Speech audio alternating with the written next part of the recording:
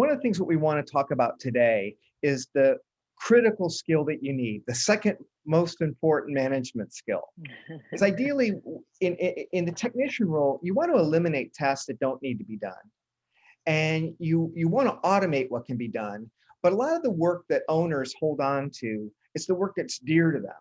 Sometimes it's work, though, that they don't like doing, that they're not passionate about doing. And sometimes it's even work, like in my case, accounting, doing my own invoicing. I forgot to invoice clients last month. That's not a recommended best practice. And that's actually why I'm hiring an executive assistant in my first year, with this new business. So the question is why are so many leaders hesitant to delegate? And certainly I'd like your comments in the chat window. If you've ever struggled with delegating, what is it about delegating that's hard? Ah, great comment from Kevin. When the cat's away, the mice will play.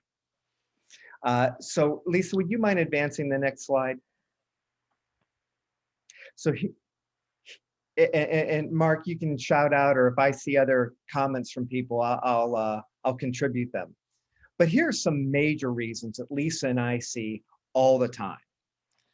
I don't want to delegate because I don't trust people to do things as well as I can. And Jeremy, thanks for your contribution. I think that's essentially what you're saying. But in truth, if you delegate well, then you're going to have a team that's growing and learning and can do more. And sometimes those people can do those tasks better than you. Certainly my accountant can do invoicing better than I can. Another thing is I don't want to delegate because I can do it faster myself. But if you do delegate, you'll actually have time to hand it over to other people so that you can spend time on higher value activities. So even if you can do it faster the first time, the idea is by building the muscles to hand it over to someone else, you'll be able to always hand it over to the next new employee as your business scales. Another common comment is that I never get back what I expect. But the truth is, I know when I delegate, especially now with administrative assistants that I've worked with in the past, I always get something back better than I would have done anyhow. So it's a little bit of a false phobia not to hand things over. Can I also add, I would agree, sometimes you get better, and sometimes the leader really has a higher expectation or need than they actually need for the task. So going into the 80-20 rule, are you really getting all, do you have to do it to the extent that you would have done it, or did they actually do it to the extent that was most effective for the business and efficient? Oh, that's such a great example, Lisa. Yeah, and then another one I have that's really common is that people don't know what they want. So think about the logic there. You don't know what you want, but yet you're paying someone $15 to $50 an hour to go off and do something that you don't know what outcome you want. So if you think about it logically, isn't it more efficient to think through the task to decide exactly what you want to get the results that you want? And if it's not a task that you don't really care about, then rather than delegate it, just eliminate it and go focus on the big rocks that will give you the greatest possible activity. So Lisa and I were talking as we were preparing for this, and we were comparing notes. And there was an example of one of our favorite coaches that we both leverage for time blocking, in addition to what we use from FocalPoint and Brian Tracy, and that's Michael Hyatt and Company. In the last year, Michael's retired from his business on a day-to-day basis and handed over the reins to his daughter, Megan. So Michael works less than 200, he blocks out 200 days a year to go do what he wants outside of the business. And in handing the business over to Megan, she's also a mother of 6 children, several of them that have special needs. So she's very involved with her family. And yet she sets aside 6 weeks a year to go on a disconnected vacation with her family. So the story that I want to mention to you is that what they've learned is while they're getting ready to hand over those tasks, their assistants actually start looking out on their calendars. And their assistants start planning the meetings in terms of figuring out who would be next up to handle those tasks. And then they organize coordination meetings. And during those coordination meetings, you're starting to build the muscles of your team. Your team starts building this capability like roots growing into soil, where they're getting ready to do the job And the advantage is you're still there as the employer. You may be going off on vacation, but the team is getting ready to do the task.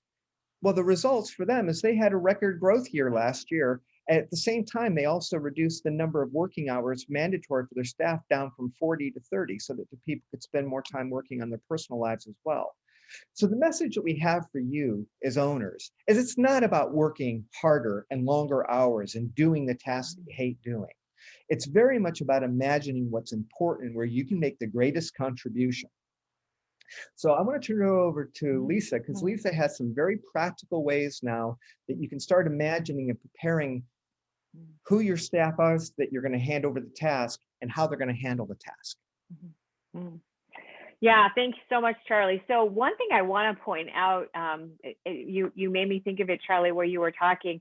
I work with an individual out on the West Coast. She and I do some collaboration, and she's a decade or so younger than me. She has a very different point of view on these things. And when we started to talk delegation together, I see delegation as an opportunity to develop people, to make them stronger and allow the leader to do more for the business.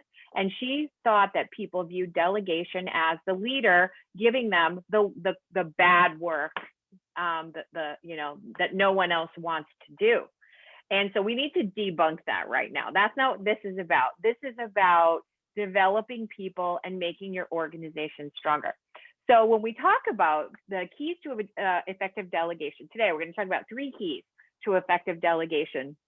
And it's about adjusting your delegation style based on the task relevant maturity of the person that you're delegating to. Okay, so there's really 3 levels. There's low, medium, and high task relevant maturity. And based on that, you'll determine how you're going to work with them on the delegated task. So we're going to start with because again, I'm sorry, before I even go there, we got to get rid of this one size fits all delegation point of view or abdication point of view. Oh, I can't do this. Here, Joe, do it, and walk away and let Joe do it. When you do it that way, it will fail. And I'm sure we've all experienced that, and we've experienced that it's failed. You really need to respect the level of skill of the individual to whom you're delegating. And by the way, you don't always have to choose the most skilled as long as you manage it appropriately. So why don't we start with the low task relevant maturity person? So who's this?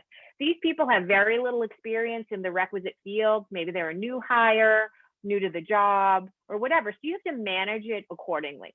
So when you think about it, you have a task for this person, you sit down with them, you carefully explain the task, what the intended outcome is, what the required resources are for you to get the job done, and let them know that, yep, you are going to get these resources. I will make them available to you. And then with them, you're going to outline each step of the process. I know this feels very onerous, but it pays back, believe me. Then once they walk away with it, you're going to carefully monitor their progress. You're going to instruct them to perform the first task or first groups of tasks and report back to you about how it went. You're going to inspect their work. You're going to offer constructive feedback where necessary. And you're going to repeat this cycle for every step. And then when the task is completed, you're going to debrief the individual. You're going to offer them feedback on how they did, and you're going to seek their feedback on the experience. And so what does this do? It feels like, wow, that whole comment about I can do it faster myself, 100% in this scenario, you could do it faster yourself. So why do it? Because you're building that muscle. You're building your organization. You're taking the time to get this person up to speed. So that's low task relevant maturity. The second level is medium task relevant maturity. So these people, may have been in the position for a while, a couple of seasons under their belt. They've demonstrated a considerable level of competency in either similar tasks or just in general. You just kind of feel like, yeah, this is a really good player that I have, that I can put them in a lot of different roles, and they've earned your trust. Their experience, though, is still somewhat limited, and their judgment and task-related knowledge is still developing.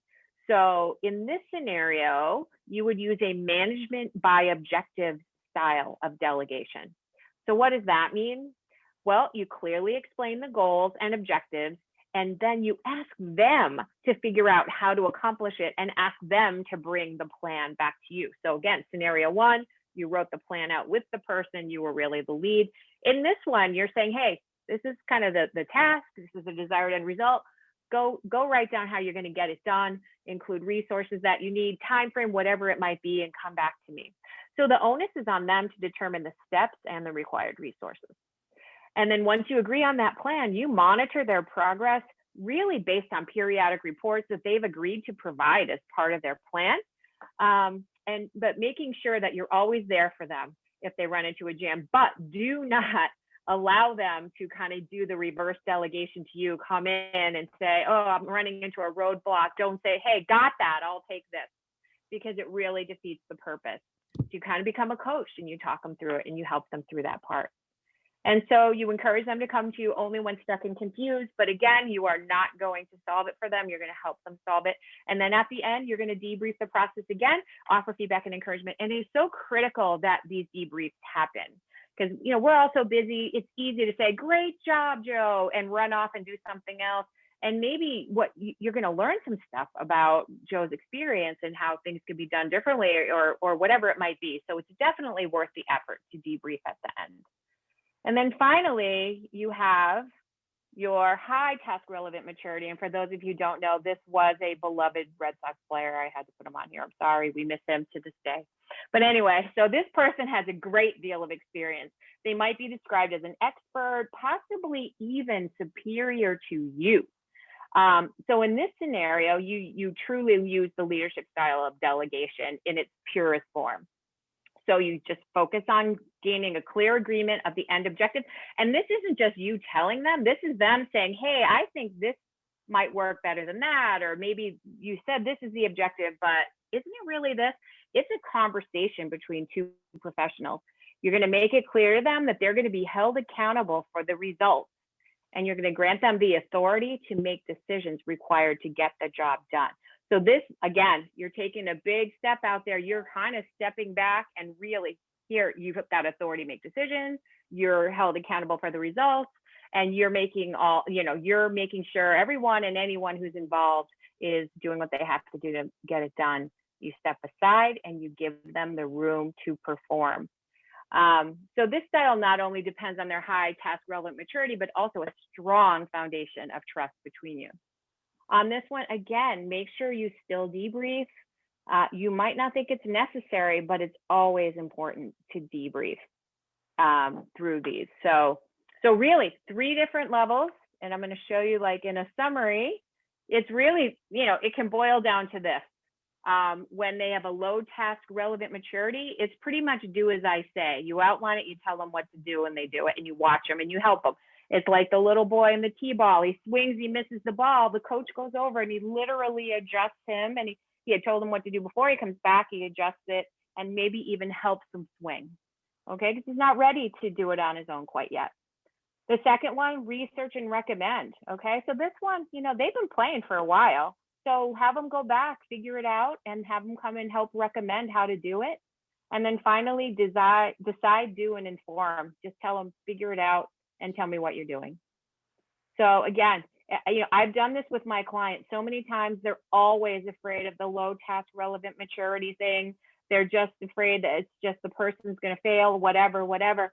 But we just take it slow. We find small tasks.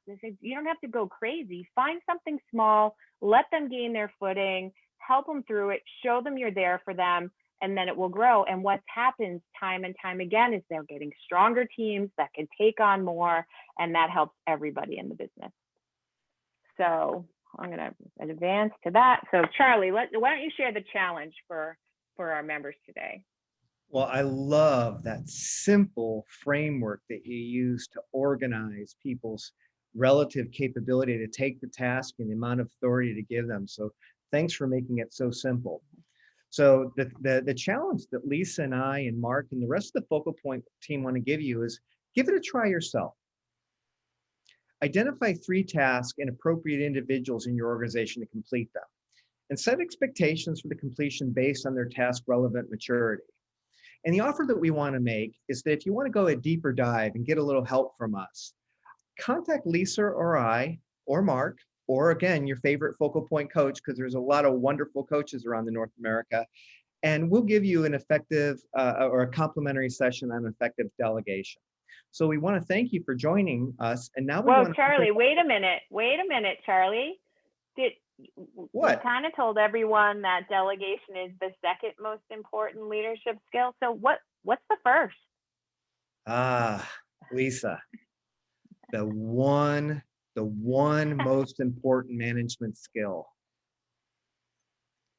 Well, actually, I don't think that I should be the one stealing the other focal point coaches' thunder. So we have a series that's going on, and we'll certainly be covering it in the future. So I want to encourage everybody to join us next month for the next session hosted by Lisa Perry.